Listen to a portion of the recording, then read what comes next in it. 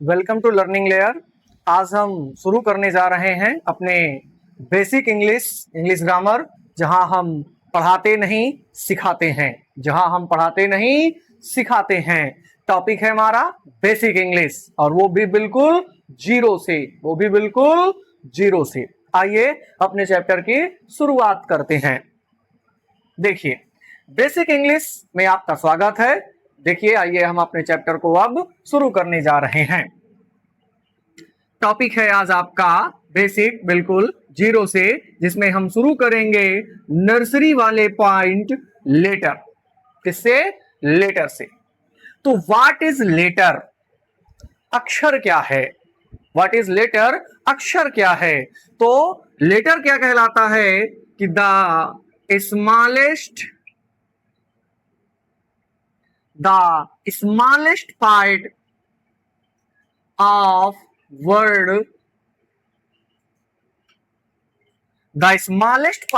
word which cannot divisible,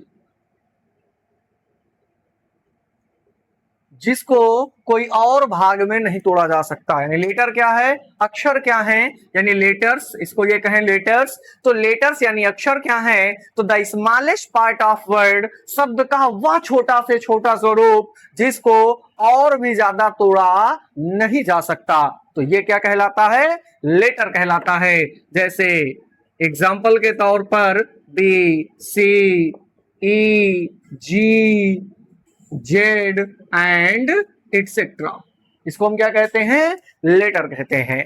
अब दूसरी बात है हमारे पास अल्फाबेट। लेटर के बाद क्या आएगा? Alphabet. What is alphabet?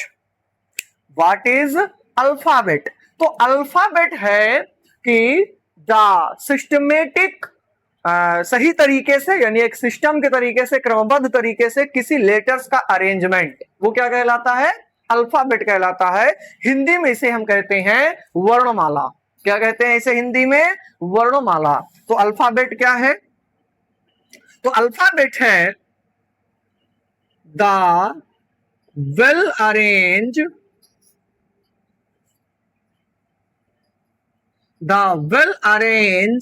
of letters in as system which is used to write and reads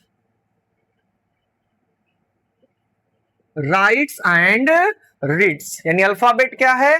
तो the well arrange of letters, यानी कि अक्षरों का ऐसा तरीके से समावेशन या लगाना, मोतियों जैसे मोती बिखरे हुए होते हैं, और उनमें हम लेटर्स के, यानी लेटर्स हमारे क्या है? मोती हैं, वो जो बिखरे हुए हैं, और जब हम उन्हें सिस्टम के तरीके में अरेंज कर देते हैं, जब हम उसे क्या करते हैं? अपने अल्फाबेट अपने किसी ग्रामेटिकली रूप से पढ़ने के लिए संजो देते हैं कि हार की तरह, मोतियों के हार के जैसे जब बना देते हैं, तो उसे हम क्या कहते हैं? अल्फाबेट कहते हैं। क्या कहते हैं? अल्फाबेट कहते हैं। अब दूसरी बात है, अगली हेडिंग हमारे पास है अब कौन सा? अल्फाबेट हमारे पास दो प्रकार के चलेंगे। कितने प्रकार के जाएंगे? दो प्रकार के। तो काइंड्स ऑफ अल्फाबेट, या फिर ये कहें कि अल्फाबेट्स हमारे पास दो होते हैं। एक होता है वावेल और एक होता है कॉन्सोनेंट। एक होता है वावेल और एक होता है कॉन्सोनेंट। तो what is the Wavell and consonant? तो वावेल हम उसे कहेंगे, वावेल हम उसको कहते हैं जो हम बिना किसी, यानी without any help of body parts, यानी कि जब हम उसको बोलते हैं, जब हम उसे क्या करेंगे? बोलेंगे, तो अपने बिना किसी बॉडी पार्ट्स का प्रयोग किए बिना उसको स्वतंत्र रूप से, फ्रीली क्या की जाती है? वोकल साउंड दिया जाता है। जैसे ए, ई, आई, ओ, यू। ये हमारे पास क्या है कि ना हमारे लिप टच हो रहे हैं, ना टीथ टच हो रहे हैं, ना ही हमारे पास कोई कंठस्थ टच हो रहा है, ना हमारे पास कोई टंग है, ना कोई चीज नहीं टच होता है। ये डायरेक्ट कहां से आते हैं? अंदर से आते हैं। सर ये इसी को हम हिंदी में तो स्वर कहते हैं। यही तो हमारे लिए स्वर भी है। स्वर क्या है? जो बिना किसी शारीरिक अंगों के प्रयोग के डायरेक्ट यानी कि स्वतंत्र रूप से बोले व पढ़े जाते हैं, तो उसे हम स्वर कहते हैं। आ से आहा तक, आ से आहा तक। भाई अब ये स्वर या वावेल का उद्गम कैसे हुआ, हम क्यों कहें? तो दिस इज अ नेचुरली, ये क्या है? ये प्राकृतिक है। जो वावेल है हमारे पास, ये हमारे पास नेचुरली है, प्राकृतिक है। कैसे सर? कैसे? देखिए, आपने कभी देखा होगा, कभी सुना होगा, या फिर आपके घर में बच्चे छोटे जन्म लें, आप उन्हें देखिए, उन्हें कुछ बोलना आए ना आए, वो कुछ जाने ना जाने रोना जानते हैं। रोएंगे कैसे? आ करके रोते हैं कि नहीं रोते हैं? यानी उसे वो कोई भी चीज, उसे कोई लेटर्स, कोई अक्षर, कोई शब्द, किसी चीज का ज्ञान नहीं है, लेकिन वो फिर भी अपने अंदर की आवाज निकाल रहा है। तो जब नेचुरली किसी चीज की वोकैबुलरी की जाती है, नेचुरली किसी चीज की साउंड क्रिएटिंग होती है, तो उसे ही हम क्या कहेंगे? वावेल कहते हैं। अल्फाबेट का वह पार्ट जो वावेल कहलाता है, प्राकृतिक होता है, और हम इसे किसी भी बॉडी अंग के प्रयोग के बिना स्वरूप, स्वतंत्र स्वरूप से बोलते हैं। तो इसे क्या कहा जाता है? वावेल कहा जाता है। यानी अब इसे हम ये कहेंगे फ्रीली स्पीकिंग, फ्रीली स्पीकिंग। और कॉन्सोनेंट क्या होता है? तो व्हाट इज कॉन्सोनेंट, या हिंदी में इसे व्यंजन कहा जाता है। तो देखिए, जो कॉन्सोनेंट या व्यंजन होता है उसे हम क्या करेंगे? तो फ्रीली स्पीकिंग, इसमें 5 टाइप्स के हैं। ए, ई, आई, ओ, you. A, E, I, O, you, ये 5 वावेल हैं। अब कॉन्सोनेंट, तो कॉन्सोनेंट को हिंदी में हम व्यंजन कहते हैं। सर ये व्यंजन क्या है? अब ये व्यंजन क्यों है? तो देखिए, जिन वर्णमाला या जिन अल्फाबेट के लेटर्स को हमें पढ़ने व बोलने के लिए हम किसी भी अपने बॉडी पार्ट्स का प्रयोग करते हैं। क्या करते हैं? किसी भी बॉडी पार्ट्स का, लिप का, टीथ का, टंग का, कंठस्थ का, नाक का, किसी भी चीज का अगर हम प्रयोग करेंगे, तो उसे हम क्या कहते हैं? उसे हम क्या कहेंगे? उसे हम कहेंगे कॉन्सोनेंट यानी व्यंजन। जैसे समझिए, अगर हम यहां पर ये क्या कहेंगे? तो स्पीकिंग, ये कह दे this is not speaking, speaks कर सकते हैं, this is not speak freely, and for speaking, for speaks it's need vowel. हमें इसको बोलने के लिए किसकी जरूरत पड़ती है? वावेल का हेल्प लेना पड़ता है। नीड वावेल, इनको बोलने के लिए या तो हेल्प द वावेल, हम इसको वावेल का प्रयोग करे बिना, बिना हेल्प के यानी बिना वावेल के मदद लिए बिना हम इनको बोल नहीं सकते, यानी पढ़ नहीं सकते। जैसे अगर मैं यहां पर लिखूं बी, देखो अब ये बी लिखा है, इसको बी नहीं पढ़ा जाता, इसको पढ़ा जाता है बी। क्या पढ़ेंगे हम इसे? बी पढ़ेंगे। ये पढ़ा जाता है बड़ी की मात्रा बी। तो बी में देखो क्या निकल रहा है? बी में अगर हम इसको लिखें तो ये अंग्रेजी में बी पढ़ा जाता है। क्या पढ़ा जाएगा? बी। तो देखो कॉन्सोनेंट तो है, लेकिन हमें डबल ई की जरूरत, यानी हमें कहीं ना कहीं वावेल की जरूरत पड़ी। तो डबल ई क्या होता है? डबल ई हिंदी में हम इसे बड़ी कहते हैं, और बड़ी का मात्रा क्या हो गया? वावेल हो गया, यानी कि स्वर हो गया है। तो जो कॉन्सोनेंट होता है वो without Wavell, without the help of Wavell can not be speak. Consonant क्या है? तो without the help of Wavell can not speak, यानी कंसोनेंट वो हैं जो अंग्रेजी अथवा हिंदी वर्णमाला के वो अक्षर हैं जिनको बोलने व पढ़ने के लिए हमें क्या करना पड़ेगा? वावेल की मदद लेनी पड़ती है। किसकी मदद लेनी पड़ती है? वावेल की मदद लेनी पड़ती है। मजा आ रही हो तो वीडियो को लाइक एंड सब्सक्राइब जरूर करें। देखिए, आइए अब हम अपना अगला टॉपिक शुरू करते हैं। अब हमारे पास अगली हेडिंग आएगी वर्ड। क्या आएगा? वर्ड। स्क्रीनशॉट लेना चाहें तो ले लें, और अन्यथा हम इसका नोट्स पूरा अपने व्हाट्सएप चैनल के में फ्री ऑफ कॉस्ट उपलब्ध कराएंगे, वो भी हैंड रिटेन। तो अगर चाहें तो स्क्रीनशॉट ले लें, अन्यथा मैं आगे बढ़ूं। Okay, done. ओके,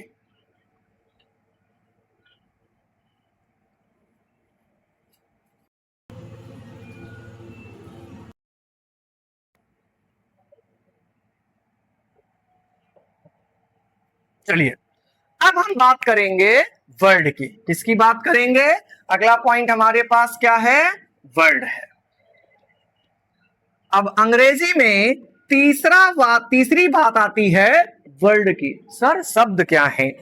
जैसे हिंदी में शब्द क्या है? तो हिंदी में जो शब्द होते हैं उसे हम क्या कहते हैं कि वर्णमाला के यानी ऐसे अक्षरों का ऐसा संयोग जो हमें एक अर्थ देता है। क्या देता है?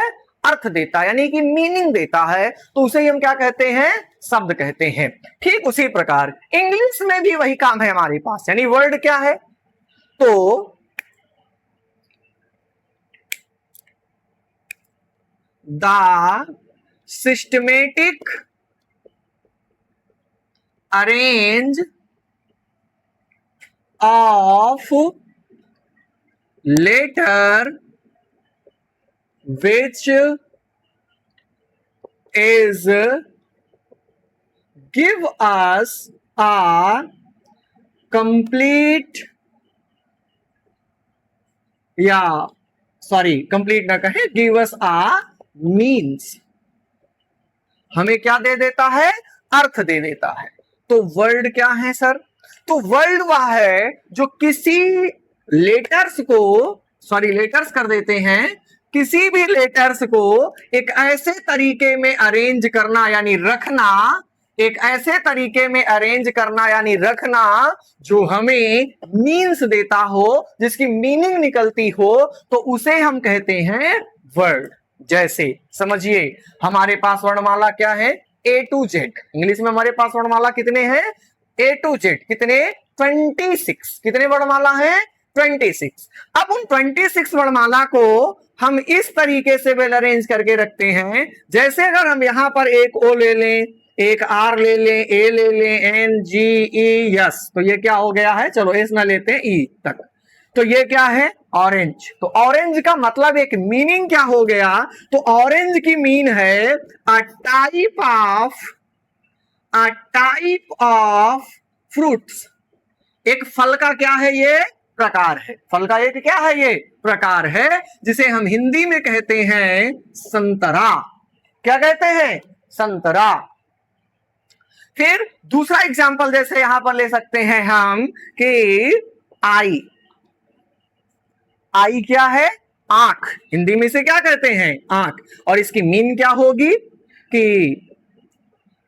N organs of human body which is help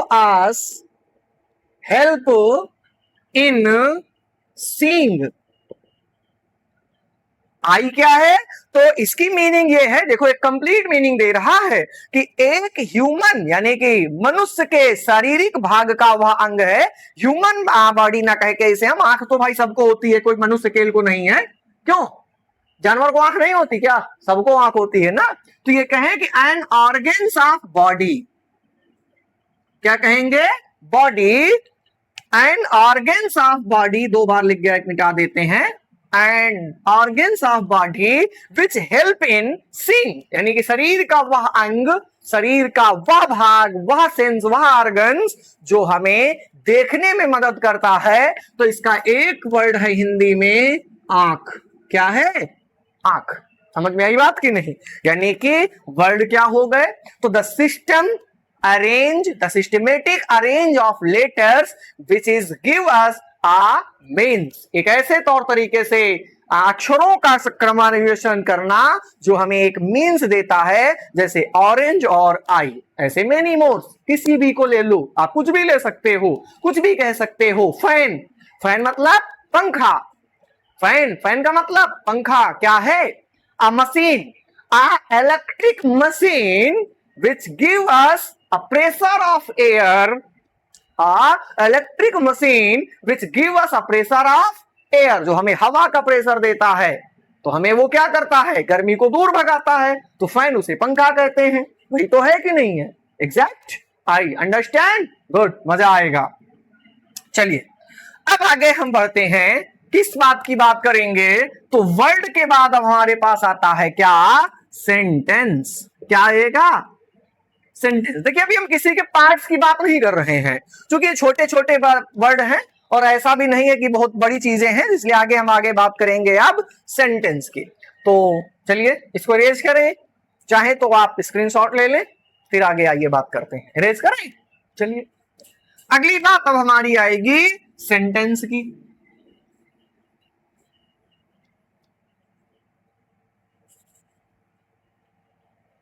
देखिए वर्ड की एक और डिफिनेशन है कि the group of letters, the group of letters, या फिर ये कहें the group of well arrange letters which give us means, जो हमें क्या देता है? अर्थ देता है। उसे हम क्या कहते हैं? उसे हम क्या कहते हैं? शब्द कहते हैं। आइए अब अगली बात करते हैं सेंटेंस की। देखो सेंटेंस का नाम लेते ही आपको एक बात ख्याल में आएगी कि इसे हिंदी में कहते हैं वाक्य। देखो किसी शब्द को, जब आप कोई शब्द बोलेंगे तो शब्द को बोल देने से पूरी बातें समझ में नहीं आती। मैं आपको बहुत ढेर सारा शब्द दे दूं तो आप कैसे जानेंगे कि क्या हम कहना चाहते हैं? कुछ क्या समझ पाएंगे? क्या नहीं समझ पाएंगे। इसलिए हम सेंटेंस यानी वाक्य को तभी जो सेंटेंस कहते हैं, यानी वर्ड का एक ऐसा समूह, वर्ड का इस तरीके का समावेशन जो हमें अपनी शब्दों के मीनिंग के साथ साथ उसके कहने का आशय भी समझा दे, तो उसे हम क्या कहते हैं? सेंटेंस कहते हैं। आइए इसकी डिफिनेशन को देखते हैं कि the group of words, the group of words which is give us complete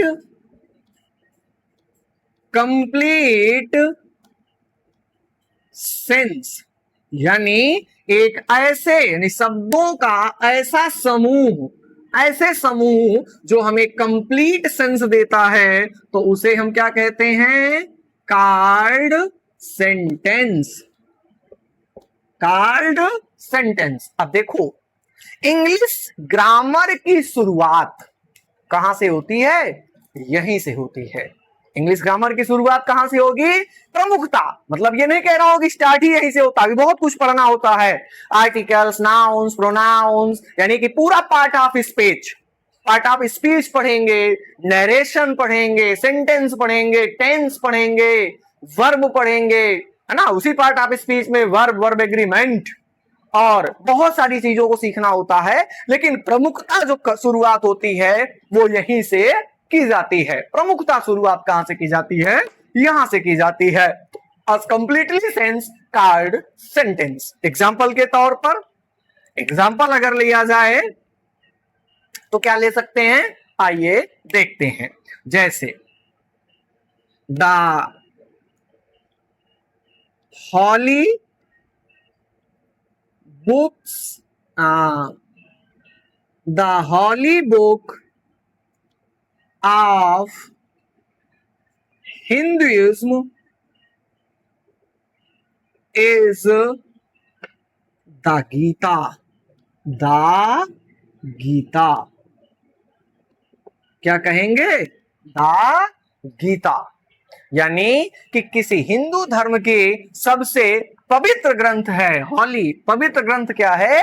Gita है। क्या है? गीता है। अब दूसरा एग्जांपल अगर ले लें हम सेंटेंस के स्वरूप में, जैसे मैं ये कहूं कि Ram is going to Delhi.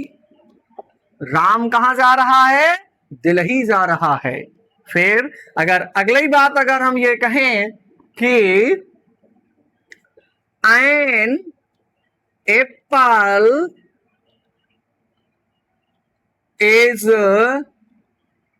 Eaten by me. जैसे एक सेब मेरे द्वारा खाया गया। एक सेब मेरे द्वारा खाया गया। तो ये क्या है? सेंटेंस है। अब इसके आगे बात करेंगे अब किसकी? हम पैराग्राफ की। अब समझो,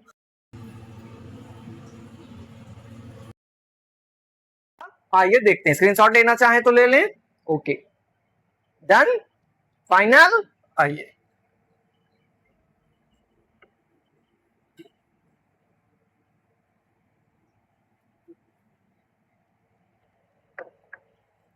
देखिए, अब बात करेंगे हम पैराग्राफ की। किसकी बात करेंगे?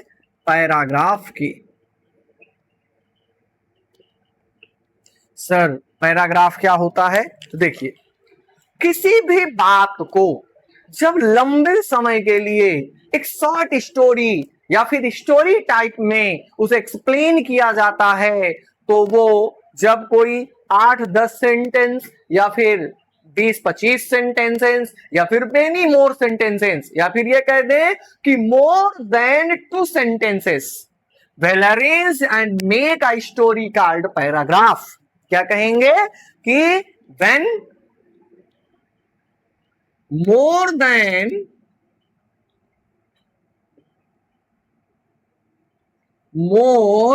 than 2 sentences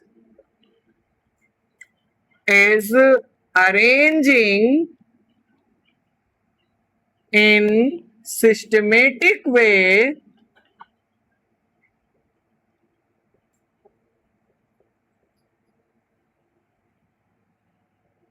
called paragraph. क्या कहलाएगा? पैराग्राफ कहते हैं। अब समझिए, फिर जब 4-5 पैराग्राफ, 8-10 पैराग्राफ, 100-50 पैराग्राफ मिलती हैं तो एक क्या बनती है? एक बनती है स्टोरी। फिर जब 8-10 स्टोरी या 8-10 story chapter wise story, topic wise story जब बनती है तो एक बनती है किताब। और जब कोई स्टोरी बहुत लंबे समय तक कई भागों में बटी होती है तो उसे हम कह देते हैं नॉवेल। क्या कहते हैं? नॉवेल। समझ में आई बात? नॉवेल। अब हमारे पास इस बेसिक चीज को यहीं पर खत्म करते हैं। आइए अब अपने पहले पार्ट्स की बात करेंगे। किसका? सेंटेंस का। किसकी बात करेंगे अब हम? सेंटेंस का।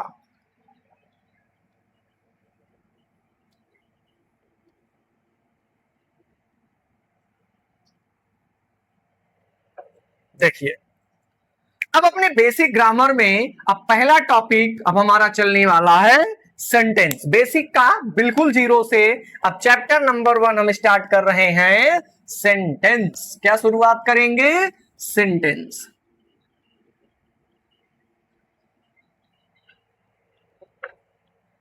देखिए, द सेंटेंस। सेंटेंस क्या है समझिए। अभी हमने डिफिनेशन लिखा था कि द ग्रुप ऑफ वर्ड्स, लिख देते हैं फिर से, the group of words which make complete sense called sentence। called sentence। आइए अब हम जानते हैं kinds of sentence. Kinds of sentence. तो हमारे पास सेंटेंस देखिए, आप कई सारी बुक को देखे होंगे तो हमारे पास जो सेंटेंस के काइंड्स हैं यानी टाइप्स ऑफ सेंटेंस जो हैं वो प्रमुखता 4 पाया जाता है। कितने पाए जाते हैं? 4। हालांकि आप कहीं कहीं 5 भी देखेंगे। तो हम बेसिक चीजों को समझ रहे हैं इसलिए अभी हम 4 सेंटेंस को ही बता रहे हैं। आइए उन 4 सेंटेंस के बारे में जानते हैं। तो जो 4 सेंटेंस हैं आइए इसको डिफाइन कर लेते हैं कि there are four types of sentences.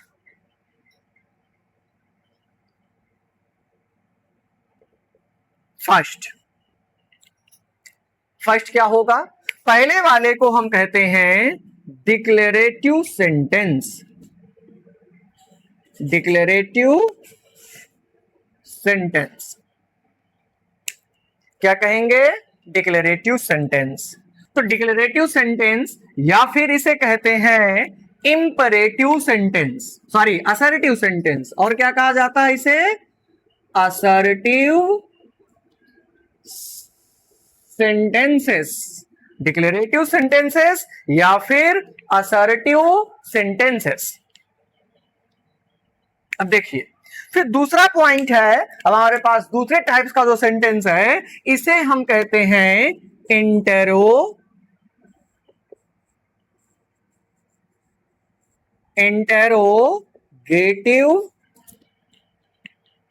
मुझे एक मिनट तो, सॉरी,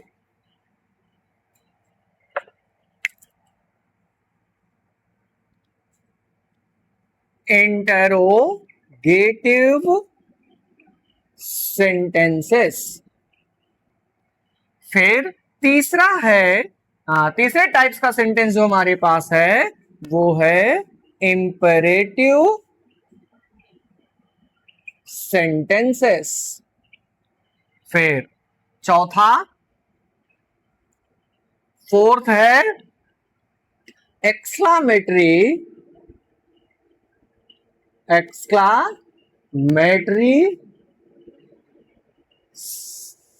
सेंटेंसेस। फिर पांचवा है अब ऑप्टेटिव सेंटेंसेस। ऑप्टेटिव सेंटेंसेस, अब समझिए व्हाट इज दिस। तो ये सारी चीजें क्या हैं? देखिए डिक्लेरेटिव सेंटेंसेस को हम असर्टिव सेंटेंसेस भी कहते हैं। क्या कहते हैं? असर्टिव सेंटेंसेस भी कहते हैं। क्यों? क्योंकि डिक्लेरेटिव सेंटेंस जो है या असर्टिव सेंटेंस है, इसका मतलब होता है किसी चीज का 100% फैक्चुअल, यानी फैक्चुअल इन फैक्ट्स बता देना, एकदम डिक्लेयर कर देना कि या तो ये बातें होंगी या फिर नहीं होंगी, या तो ये बातें होंगी या फिर नहीं होंगी। अब देखिए ये जो डिक्लेरेटिव सेंटेंस है इसके अंतिम समय पर हम क्या करते हैं कि जब इस सेंटेंस का एंड होता है, अंत होता है, यहां पर सेंटेंस खत्म होता है, वहां हम उसे फुल स्टॉप से क्या करते हैं? मार्क कर देते हैं। जैसे उसे हम पंक्चुएशन मार्क देते हैं फुल स्टॉप का। और इंटरोगेटिव सेंटेंस वो सेंटेंस होते हैं, इंटरोगेटिव सेंटेंस वो सेंटेंस होते हैं जो हमसे क्वेश्चन पूछते हैं या फिर जिनकी मदद से हम किसी से क्वेश्चन पूछते हैं। क्या होता है? इंटरोगेटिव सेंटेंस वो होते हैं जो हमें मदद करते हैं किसी चीज के से, किसी से क्वेश्चन पूछने में या फिर किसी चीज को की परमिशन मांगने के। जो इंपरेटिव सेंटेंस, अब इंपरेटिव सेंटेंस वो सेंटेंस है जो किसी के ऑर्डर, रिक्वेस्ट, एडवाइस, यानी जब हम किसी को आदेश देते हैं, रिक्वेस्ट करते हैं और या फिर सलाह देते हैं या फिर मेनी मोर, कोई भी एक्शन जब हम करते हैं तो उसे हम इंपरेटिव सेंटेंसेस कहते हैं। फिर चौथा है एक्सक्लामेटरी सेंटेंस। एक्सक्लामेटरी सेंटेंस क्या होता है? तो एक्सक्लामेटरी सेंटेंस वो सेंटेंस होते हैं जिनसे हम अपने अंदर की उत्साह को, उत्तेजना को, खुशियों को, दुख को या फिर सारो, यानी कोई भी चीज हो, anything which is happened in our inside of our body and which is expressed in the sentences called the exclamatory sentences। उसके बाद ऑप्टेटिव सेंटेंसेस। तो ऑप्टेटिव सेंटेंसेस क्या है? देखिए एक्सक्लामेटरी सेंटेंस, ऑप्टेटिव सेंटेंस में देखिए मैं इसीलिए शुरुआत में कहा हूं कि सेंटेंसेस हमारे पास प्रमुखता 4 प्रकार के हैं, लेकिन मैं आपको पांचवें वाले का नाम भी बता दिया, ऑप्टेटिव सेंटेंसेस। तो अब यहां पर ये कर लो कि 5। देखो तो अब ये एक्सक्लामेटरी जो सेंटेंसेस है इसी में से कुछ चीजें ऐसी होती हैं जिनका उपयोग हम ऑप्टेटिव के स्वरूप में कर लेते हैं। तो ऑप्टेटिव का सही मतलब ऐसे समझो कि जब हम अपने अंदर की कोई चीज इच्छा, जैसे कोई विशिंग है, और विशिंग किस रूप में, जैसे किसी को आशीर्वाद देने के लिए, जैसे मैंने कहा कि I wish you live long, मेरी इच्छा है कि भगवान से मेरी प्रार्थना है कि आप दीर्घायु हो, आप क्या हो, लंबी उम्र के हो, दीर्घायु हो। तो ऐसे सेंटेंसेस को हम क्या कहते हैं, ऑप्टेटिव सेंटेंसेस कहते हैं। आइए अब आगे का जो हम इनके और भी टाइप्स है, जैसे अब आगे हम डिस्कशन करेंगे कि डिक्लेरेटिव सेंटेंसेस या फिर असर्टिव सेंटेंसेस दो प्रकार के होते हैं, एक पॉजिटिव और एक नेगेटिव। तो पॉजिटिव या फिर नेगेटिव, अब इन सभी सेंटेंसेस के बारे में हम कल डिस्कशन करेंगे, और तब तक के लिए आप लोगों से विदा और नमस्कार। अगर ये वीडियो अच्छी लग रही हो या फिर पसंद आई हो तो हमारे चैनल को सब्सक्राइब करें और शेयर बटन क्लिक करके और भी लोगों को क्या करें, जोड़ें। धन्यवाद।